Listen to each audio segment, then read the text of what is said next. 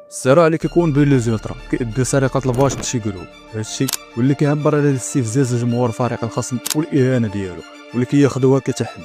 الفيديو ديال اليوم غنشوفوا البيصان اللي مشاو في الموفمون المغربي، الطريقه اللي مشاو بها. واخا انا ما كنشجعش على هادشي، انا غير سارد الاحداث اللي طراو. ما تخليوش هادشي كنراك في خوك المسلم اللي انت راك بحالك بحالو، جا معكم ديانه وحده في بلاد وحده. ولا ما زدت شي جروب في هذا الفيديو هذا نقدر نديرو الجزء الثاني ان شاء الله الا بغيتو نتوما، وهادشي غتبينوا لي نتوما في الكومونتيرات والتفاعل ديالكم. ما تنساوش تخليو معكم لايك وتامونا الا عجبكم المحتوى ديالنا. ما نزيدش نطول عليكم اكثر ونبداو. نبداو باولتراس فريدوم مع بلاك ارمي. فريدوم اللي هو جروب اولتراس اسس 2006 قرروا هما يعيشوا الموفمون، ولكن غيمشي لهم الباص من طرف البلاك ارمي. القصه ما فيها هو انه في 2013 اعلنوا على انهم غيديروا كورطاج في الرباط في ماتش كان بين الرجاء والدفاع الحسني الجديدي في كاس العرش في الفينال، واللي ربحاتو الدفاع الحسني الجديدي بالبيلانسيات. فقبل الماتش قالوا غيجيو للرباط بكورطاج. هادشي شافوه الدراري ديال بلاك ارمي ووجدوا ليه مزيان وكانوا دايرين بحسابه. هنا الدراري ديال بلاك ارمي تعرضوا ليهم وداو لهم الباص. من موراها بشي ايامات غيبان الباص ديال فريدوم مقلوب من طرف البلاك ارمي. هادشي طرا حيت باينه العداوه اللي كانت كتجمع بيناتهم، خصوصا في داك العام اللي كانت شابكه بيناتهم ديال بصح. داك العام ترونات بيناتهم هو فاش طرا داك الكورطاج اللي داروا الجروبات بلاك ارمي والترا عسكري في كازا واللي تسمى بالخامس الاسود، واللي درت عليه فيديو دخلت تفرج فيه. المهم داك العام كانت نايضه بيناتهم. تفاصيل ديال الباص كيفاش مشى صراحه ما كايناش شي حاجه اللي موثوقه بصح نقولها في هذا الفيديو هذا، الطريقه زعما كيفاش مشى. المهم وراه فريدوم غيبانوا بباص جديد ثاني اللي كانوا كيباشوا به، ولكن ما غيطولوش وغينسحبوا من الحركيه حيت كانوا مشاكل بين فريدوم والايجلز مع الكريم بوز، فقرروا انهم ينسحبوا وما يبقاوش في عالم الحركيه. في 2019 كان ماتش بين الرجاء والجيش مركب مولاي عبد الله في الرباط. جرات ديبلاصاو للرباط، ولكن مجرد ما هما زاين في الفيراج غيطلعوا قدامهم باش ديال فريدوم اللي هزوه بلاك ارمي واللي داو في 2013 بان باش مقلوب، وزادوها بميساج ووز نيكست، يعني شكون التالي شكون غيمشي ليه الباش عاوتاني. وما قصدوا جراد بهذا الميساج كانهم كيتوعدوهم بطريقه باش اخر. وغنمشيو لكازا بين جراد وحمرون، العداوه اللي كتجمع بين الجوج واللي بانت من التاسيس ديالهم بجوج، الوينرز والجرين بويز. ومن بعد ما تاسست الجرين بويز وبان الباش في 2006 الوينرز غيسرقوا الباش للجرين بويز، ولكن كيفاش سرقوا؟ واحد الماتش كان بين الرجاء وانفالمساي في الدونور في 2006. الجرين بويز كانوا حاضرين في داك الماتش وكانت رابحه الرجاء ديك الساعه في كاس العرب. يعني الدراري ديال الجرين بويز هبطوا يحتفلوا في ارضيه ديال التيران، ولكن ما ردوش البال الباش بحكم ديك الساعه كانت العشوائيه وباقي ما بانوش العداوات ديال بصح، ولا كانوا يلا كيبانوا ديك الساعه. هنا الدراري د جرين بويز ما ردوش البال الباش، جا واحد خملهم ودالهم الباش. هادشي اللي كيديك من بعد غيبان فيديو مشهور اللي لدابا بنادم كيدخل ليه ويتفرج فيه حكم الاحداث اللي طرات في الديربي الاخراني نهار 31 اكتوبر 2006. غيبان فيديو فيه دراري ديال الوينرز هازين الباش ديالهم وقالبين الباش ديال الجرين بويز.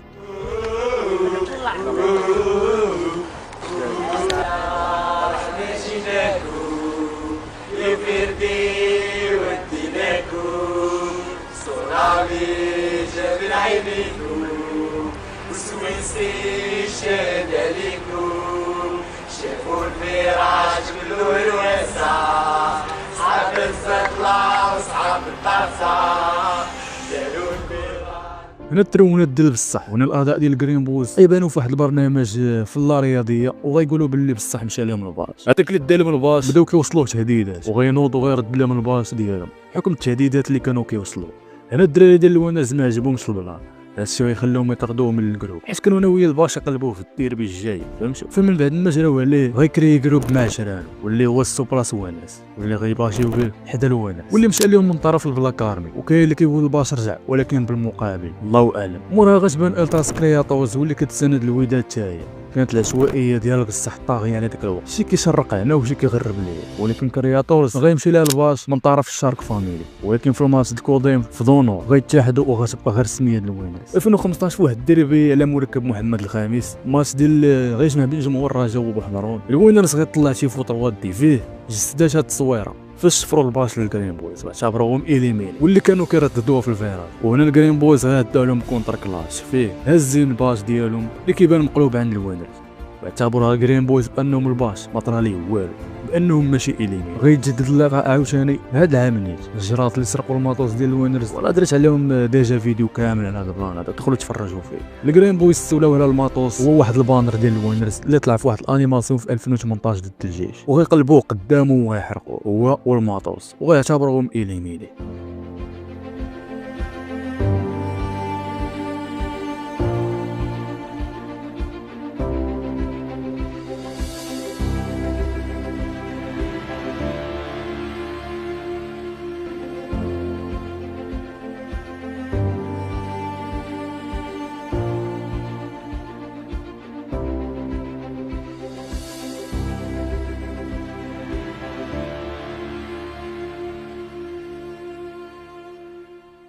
غنمشيو للباش ديال امازيغن اللي داو اوتراس عسكري واللي كانت علاقه زوينه بيناتهم في الاول، ما كانش داك التعصب والعداوه بيناتهم. البلان هما فيه انه اوتراس عسكري كيقولوا باللي الباش مشى من القامره بالتصرفيقه وغيتقلب فيها قبل المنصور، والامازيغن كيقولوا باللي غدراو ومرحبوا بهم في الاول، ولكن الباش مشى عليهم بالاسلحه البيضاء حيت كانوا غاديين بهم المحطه بحال الاخوات في القامره، وطرات لهم الواقعه. اوتراس عسكري قالوا في واحد البلاغ باللي هادشي كان فقط ردت فيه لواحد الماتش كان بيناتهم في اكادير، وتعرضوا للسب والشتم من طرف الامازيغن، وخرجوا دياسك على هادشي هذا من طرفهم بجوج.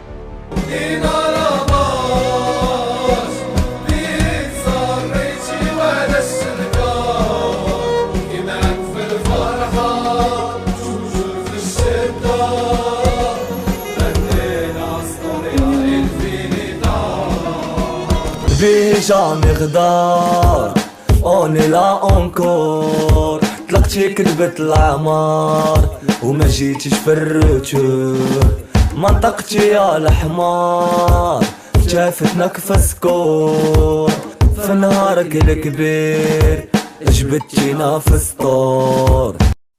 العسكري كيقولوا باللي داو الباش كامل وقلبوه، امازيغن كيردوا عليهم باللي الباش ما مشاش كامل وباللي الدري اللي كان عنده الباش بقى لاصق فيه حتى تقطع، وخرجوا في فيديو زاهيين به كدليل على انه عندهم وما داوش كامل، داو غير النص ديالو.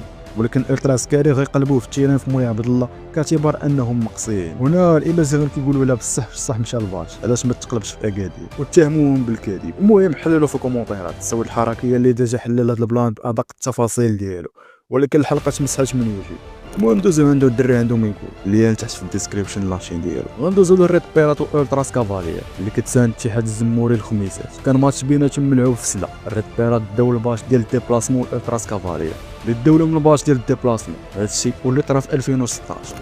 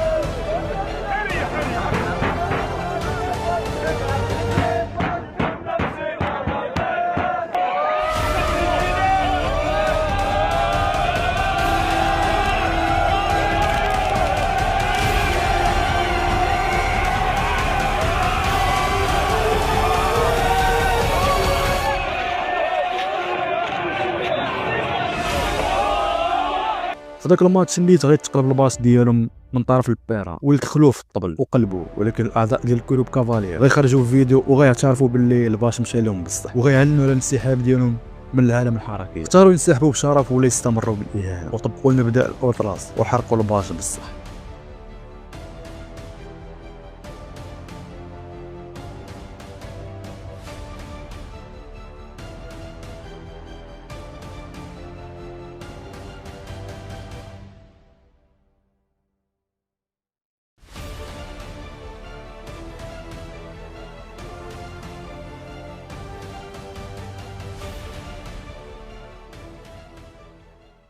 سرقة البيشون بالأولتراس في المغرب ماشي غير شي حدث عادي، ولكن راه ظاهرة عندها جذور عميقة في ثقافة الأولتراس نفسها.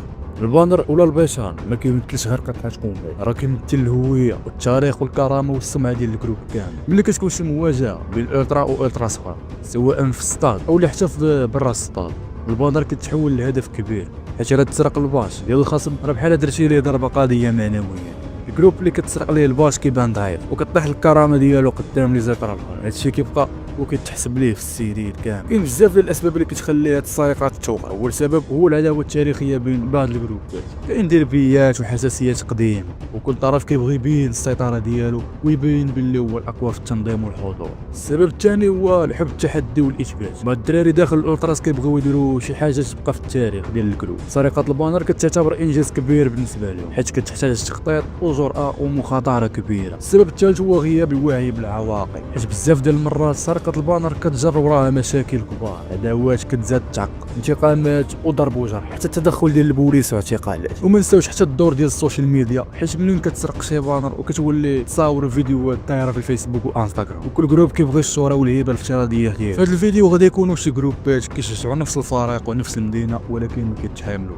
من برا الناس كتشوف غير فريق واحد، الوان وحده وشعار واحد، ولكن من الداخل كيكونوا صراعات خفيه، اختلافات في العقليه، وكل جروب كيشوف راسو هو الممثل الحقيقي للفريق، هو اللي عنده الشرعيه التاريخيه والجماهيريه. وكيكونوا شي اختلافات ايديولوجيه داخل الجروب، شي كيشرق من هنا وشي كيغرب من هنا. هادشي ادى للانقسام وتولد بعض الصراعات وعداوات بين الجماهير. المشكل الحقيقي هو ملي كيتنسى الفريق اللي هو الهدف الاول ديال الجروب، هو سيبورتيو الفريق، وكيتحول الانقسام كيضعف المدرج كامل. الفريق في التيران محتاج للدعم موحد، ولكن في المدرجات كاين حرب باردة، اولا بعض المرات كتكون شاعله كاع، كل واحد كيشجع بطريقته واحيانا كيشجع ضد الاخر اكثر مما كيشجع الفريق ديالو. سرقه البانر اللي كتعرف بين هاد الجوج ديال الجروبات ديال ريد ريبلز والترا ايمازيغن اللي بان مقلوب من طرف الايمازيغن. المشكل الاساسي بيناتهم كان بادي من شحال هادي، كل مره كيبان شي مشكل بيناتهم في الشكل. نهار غيفيض الكاس في الديبلاسمون ديال المحمديه في الجروبات بجوج ديبلاساو وكانوا مريحين في الاول عادي، ولكن موراها غترون والباش غيمشي للريد ريبلز. هي فين غتبان هاد التصويره هادي اللي كيبان لينا الباش واخدين الايمازيغن في التيران وعاد موراها غيتقلب في المدينه. السبب هو التراكم ديال المشاكل بيناتهم والعداوه اللي كانت كتجمع بيناتهم من شحال. الجروب كيشرق من هنا والاخر كيغرب من هنا، بحال في المقاطعه اللي داروها الايمازيغن بسبب الاحتجاجات ديالهم في الفريق ديالهم، ولكن الريد ريبلز حضروا. زعما كانوا شي اعضاء كانوا كيتهموا الدراري ديال الايمازيغن بالتمرار، والمصادر التمويل ديال الجروب كانوا كيقولوا منين كتجي، هي فين غيعطاكيو الجروب وغيكيتيو وغيأسسوا الريد ريبلز. ولكن كانت النهايه ديال الجروب في الديبلاسمون المحمديه.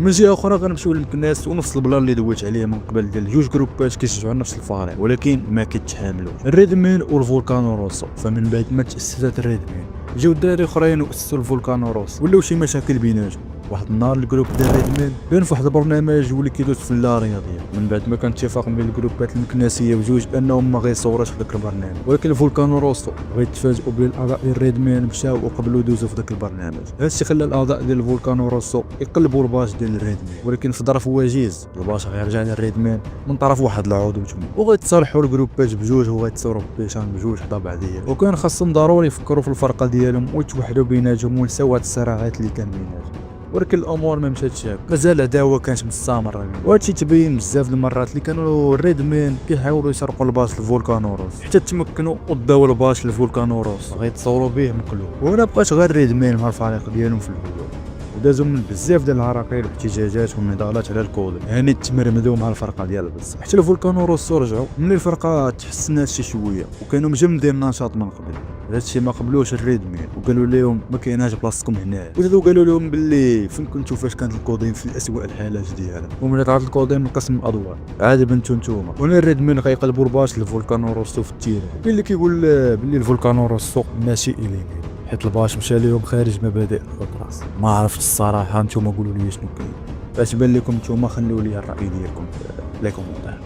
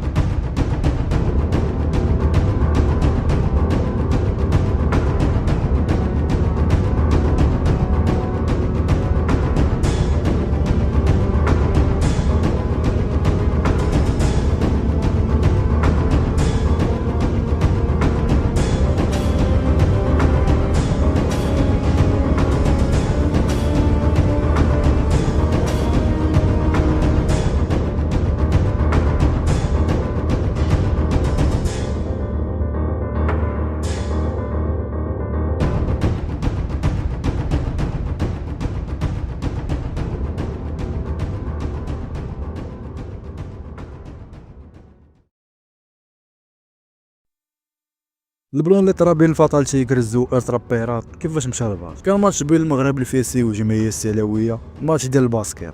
هادشي ولا طرا في 2009 وهنا فين غتولد الشراره ديال العداوه بيناتهم.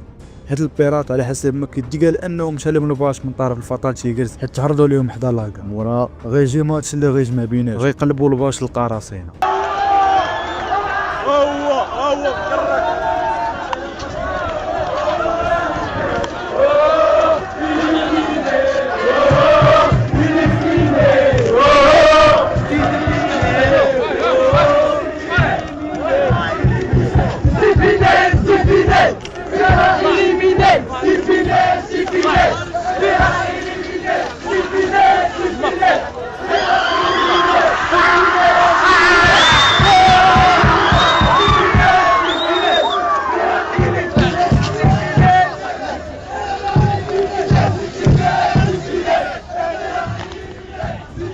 مورا غيجي ماتش اللي غيجمع بيناتهم، وهنا الفطال غيقلبوا الباص للقراصنه. غيتجدد اللقاء ثاني في 2015. الدراري ديال البيرات غيهبطوا للتيران وغيقصدوا الباص ديال الفطال تيغرز باش يديوه ليه، ولكن الدراري ديال الجروب ديال الفطال غيجمعوه بالزربه قبل ما يوصلوا ليه الدراري ديال البيرات. هادشي خلى بزاف ديال المناوشات بيناتهم، وهنا العداوه غتكبر وكل واحد كيبغي ينهار. البيرات كيقولوا على انهم هما ايليميني حيت مشى عليهم الباص من طرف التوانسه، وكيقولوا عليهم انهم مقصيين. المهم حلوا مناظره تحت في الكومونتيرات ونشوفوا هادشي هذا كي داير. باغي ناقش باحترام. المهم هادشي اللي كاين في هاد الفيديو هذا. كنحاول الدراري ما نتعطلش عليكم. المهم هادشي اللي كاين، ونتلاقاو في الفيديو الجاي ان شاء الله.